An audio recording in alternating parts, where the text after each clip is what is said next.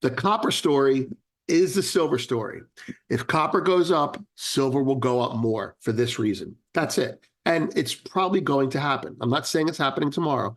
I'm saying this report is saying to the world, we're watching. And if an opportunity presents itself, we will get long. We will tell our clients to get long, and this thing will go up.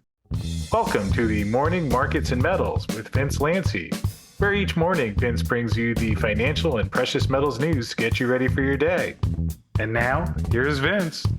Good morning. I'm Vince Lanci. In today's market rundown, we're going to talk about Goldman and a report they just put out that basically puts copper, silver, and gold on notice in one report.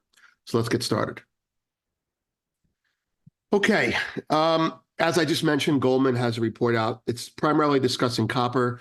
The title of it is Copper's Time Is Now. We're going to go through the main points of that report. But first, let's check in with the markets to see where they are. All right, the Dow, listen to me. The dollar is down 9. 10-year bonds are down a basis point. S&P 500 is 5150, up 30 handles. Wow. The VIX is 1462. Gold is trading 2160, up 470 after touching an important technical level and finding buying there. Silver was negative on the night, but is now positive at 2517. This is all very constructive. Copper is trading 410. It is also strong.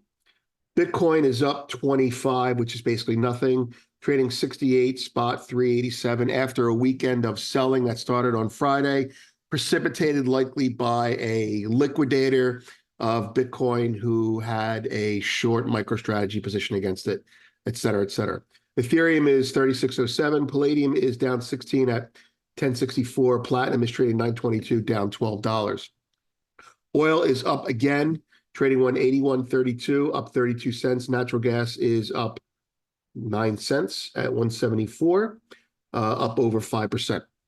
And grains are off the screen, but they are down. Soybeans trading 11.85 and corn is trading 4.28. And there it is. Wheat is trading 5.38. So there's the GoldFix homepage. We have a lot of really good content out this weekend. The Big Long, which discusses the concurrent liquidation of ETF bullion holdings for GLD and SLV with the COMEX drawdown. And we make the case that there's some risk there that we're not seeing.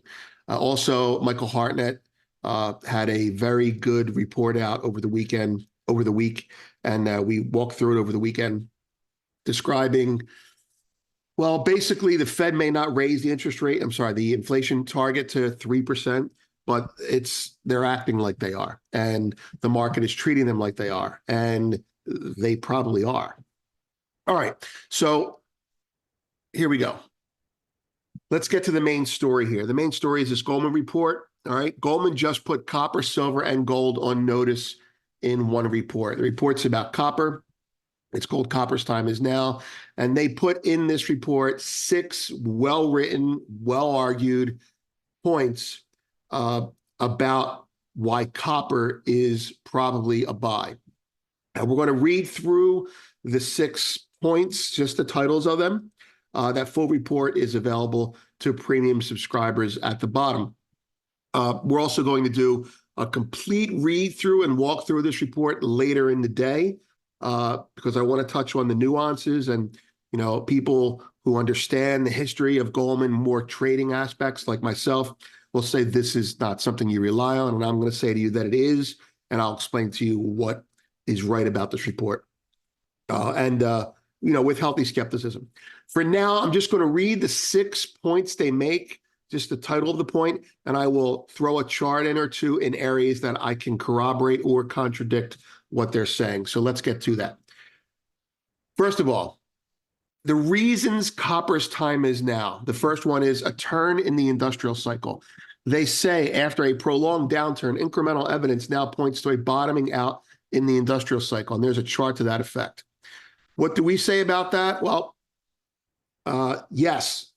The economy, we've been talking about this for a couple weeks, and Hartnett has been talking about this more pointedly.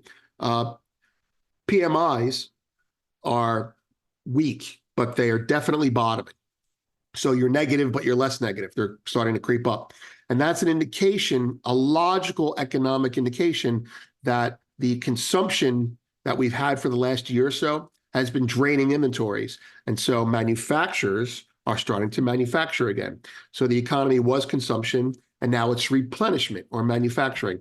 And that is a cyclical sign that the economy is going to kick up, the global economy is going to kick up again from an increase manufacturing because of the runoff. So increased manufacturing means increased raw materials, means buy copper. Second point, China's green policy put. We don't feel comfortable having an opinion on that, except to say that it's important to read. And they are actually getting pretty ESG about it when you think about their green movements, electric cars, what have you. All right, Europe's price stimulus. And the nutshell of that is Europe's price stimulus augments the demand side, which makes their manufacturing possibly come back. Now, their manufacturing is taking a big hit in the last year for the right reasons, but this could be, this could be a dead cat bounce for them. But Goldman goes through it, I think, pretty methodically about what the pros of that are and the risks as well. So copper itself, copper supply shock progresses. All right. The supply shock, which began with aggressive concentrate destocking and then sharp mine supply downgrades last year, has now advanced to an increased bind on metal production. All right. Quickly, the copper shortage story has been around for a while, and it's had various little spikes in copper. But let's face it, over the last year, copper's contango has been a reflection of that not really being a problem. But now we're seeing it creep into the actual manufacturing. If you look in China, a lot of smelters had to shut down, or they were told to shut down because they weren't profitable. And as a result of that, you have less production. So you have a supply shrinkage that's working through the system from the vaults to the processing now. Now, that in and of itself is not bullish, but the outcome of that is bullish. The reason I think that's extremely significant for silver is that is silver's story. That's the same story as silver. Okay? That's the silver story. Nobody talks about silver. There's a reason for that. We're not going to get into that now. But the copper story is the silver story. If copper goes up, silver will go up more for this reason. That's it. And it's probably going to happen. I'm not saying it's happening tomorrow. I'm saying this report is saying to the world, we're watching. And if an opportunity presents itself, we will get long. We will tell our clients to get long, and this thing will go up. And they're talking about, look at what copper and silver have done in the last week or so. They've kind of moved in tandem, more so than silver and gold. Anyway, gold's bullish reawakening. What does this have to do with copper, right? Well, it has a lot to do with copper. I'm not going to get into it now, except to say that you're going to probably see, if copper rallies, you're going to see gold miners buy copper miners. And it's already happened starting last year. But let's read this. The sharp rally in gold prices since the beginning of March has ended the period of consolidation that has been present since late December. There's a lot in here on gold. We increased our average gold forecast for 2024 from 2090 an ounce to 2180 an ounce, targeting a move to 2300 a troy ounce by year end. Now, this is embedded in the copper report.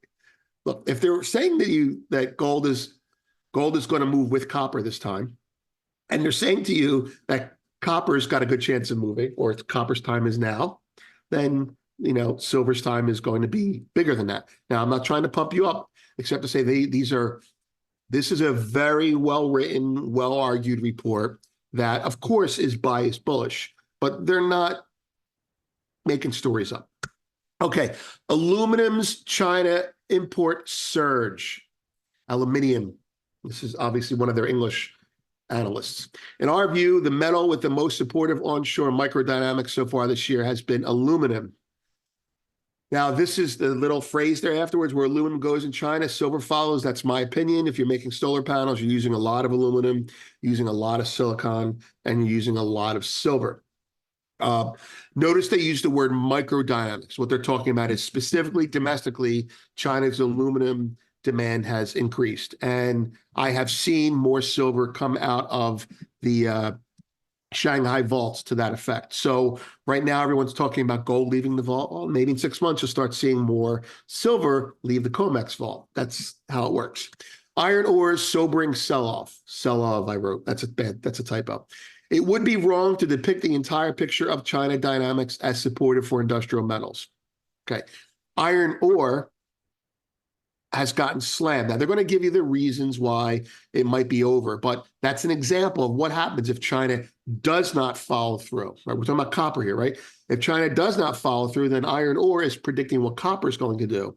It's not China predicting what iron ore is going to do. So you have to consider that together. So all of that continues at bottom. It's actually a very good analysis, and they're not recommending you do anything. This is one of the better Goldman reports on copper that I've read in a long time. Plenty of charts as well. I've only shown you a little bit. All right, so let's go from there to the news. The market news. Usually after a weekend, you have a lot of geopolitical news and you have some market news. The market news is there. I'm not going to read it today. You can see it. Bond investors who were once convinced that the Fed would start cutting interest rates are painfully surrendering to a higher for longer reality. Okay, so the market is slowly saying there's going to be less rate cuts. NVIDIA, story about NVIDIA there. Investors poured a record amount into U.S. equity funds last week. That's right, a lot of them bought tech. So this stagflation story, which you'll hear come from me, as well as Hartnett, does not seem to be playing out right now. The only thing I think that's really interesting for me is SpaceX is building a network of hundreds of spy satellites under a classified contract with the U.S. intelligence agency, demonstrating deepening ties between billionaire entrepreneur Elon Musk's space company and national security agencies. Look, this whole Musk versus deep state thing, it may be at the bureaucratic level it is, but the man's too important for the military industrial complex. Don't be surprised if you start seeing generals driving around Cybertrucks soon. Anyway, geopolitics, there's a lot of them, as I mentioned, and they're all at the bottom. And I'm not saying that they're very important, but I wanted to include them in case one of them is important. But I think the most pertinent ones are these. Russian President Putin won 88% of the votes in the Russian election, where the opposition was banned, according to the FT. Russian President Putin commented on the French proposal for a ceasefire during the Olympics, in which he stated that they are ready for talks and will proceed from Russia's interest on the front line. White House commented the Russian election was not free nor fair. Okay, data on deck. Busy data week.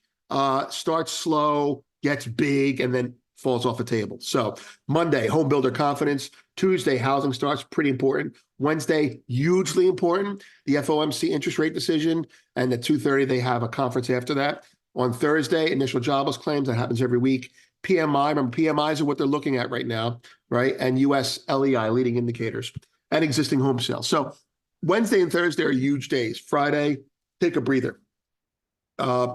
Attached, the Goldman analysis, and it says Goldfix read through and commentary. We're going to do that in a separate post. We're going to basically read through it for people that don't have time to read it, but want to hear it. And we'll have some quick commentary on that as well. That's all for now. Here, let me put the chart up. Sorry about that. Let me do that. Let's talk very quickly about gold and silver. All right. This is the weekly gold chart. See that? That's a December 3rd high. That was tested, violated, and held here. Now, if you look at it on a daily basis, you'll see that this has been tested. Well, that's the line going there. Almost tested multiple times. So there's buying, there's buying, there's buying, there's buying, there's buying, but it's a little lower. You should be bullish above that line, neutral below that line, and bearish below that line if you see something that it comes back to the line and fails on a retest. It would go down as low as 2077 if that's the case. But this is the consolidation that Goldman is predicting. Now, FOMCs this week, I think you'll have dip buyers going into the FOMC. After the FOMC, all bets are off. Silver. Silver is its own animal right now, thank goodness, right? So these lines here, this line, that's where I think we go to. We had a run up, and I said we'd have a run up, and we skated them with the ice patch. We ice patched to here, and now we're here. Above this line is a big contention area. So this is another volatile dead zone. You don't want to be bullish or bearish in here. You want to be watching with popcorn. But below here, you're saying to yourself, this market could be topping out. If gold breaks out, I'm going to buy silver. That's how I look at it. I'm not saying I'm going to trade it that way. But right here, I'm not saying to be short. I'm just saying this is the area that it was supposed to stop at. So is it the top of a range that goes back down here and we start to work in here for a while? Or is it a gap up that's going to start getting crazy in here? We don't know. We know what we hope, but we don't know. Going back to gold for another second, I want to show you the RSI. The RSI was overbought. It is starting to work itself down to less than overbought, and the market is sustaining. You want to look at things like open interest, et cetera, et cetera. Quick comment about Bitcoin. It's the end of the world. Bitcoin's going to zero. It's the end of the world. Bitcoin's going to zero. You know what? And it probably will go to zero eventually. I'm not, saying that. But one thing Bitcoin has told you is that every time there's a problem, and there are a lot of problems and a lot of unethical players and a lot of people over leveraged, this market continues to show you that it's systemically anti-fragile so far. I'm Vince. Have a great day. Thanks for watching this morning's Markets and Metals Update with Vince Lanci. Brought to you each day by Miles Franklin Precious Metals, where this week, pre-1933 $20 gold Liberty coins are only $65 over spot per coin. Call Miles Franklin at 833-326-4653 to get your pre-1933 gold now, and we'll be happy to answer any questions you have and get you any of the gold or silver that you need. Please note that this video is not intended as legal licensed financial trading advice and is to be used for informational purposes only. Please contact your financial advisor before making any decisions, and thanks for watching.